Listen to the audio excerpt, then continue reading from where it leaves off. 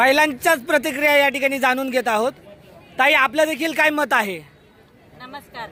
नमस्कार। ನಂದು ಹೆಸರು ಜುಲೇಖಾ ಸೈಪನ್ ಅತ್ತಾರ್, ನಾನಾರ್ ಹತ್ತೂರ್ ಪೌರಾತ್ PSC ಸೋಲಾಪುರ ಜಿಲ್ಲಾ ತಾಲೂಕು ಸೋಲಾಪುರ।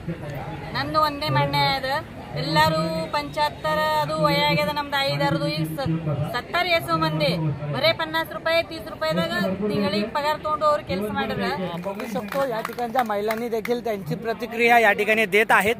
आता त्याचबरोबर आपण महिलांच्या अजून बाकी प्रतिक्रिया या ठिकाणी जाणून घेत आहोत। ताई, आपलं देखील काय मत आहे?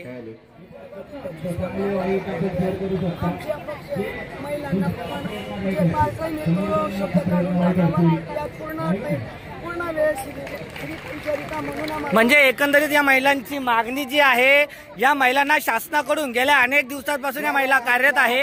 या महिलांना 60, 70, 80 वर्ष एकाच ठिकाणी लागलेल्या आहेत आणि या महिलांची मागणी आहे की यांना परमनंट करून घेण्यात यावी। बरोबर आहे का? बरोबर आहे का? या महिलांची मागणी जी आहे, या महिलांना शासनाने परमनंट करून घेण्यात यावं ही मागणी या महिला या ठिकाणी करत आहे। समान वेतन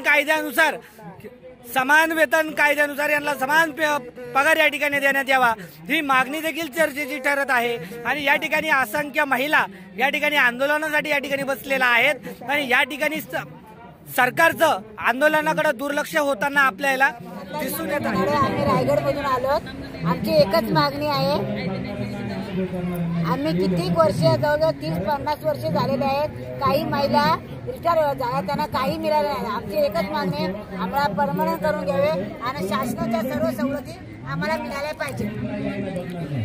रायगड जिल्ह्यातून देखील ही मागणी होताना आपल्याला दिसत आहे।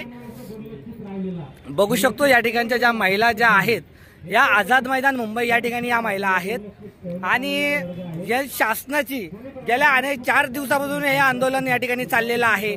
अद्यापही सरकारचं याकडे कुठल्याही प्रकारचं लक्ष देताना दिसत नाहीये किंवा हे सरकार मुद्दाम या महिलांना वंचित ठेवतं की काय, अशा प्रकारचा प्रश्नचिन्ह देखील या ठिकाणी उपस्थित झालेला आहे। महाराष्ट्र वार्ता न्यूज साठी विनोद भोसले।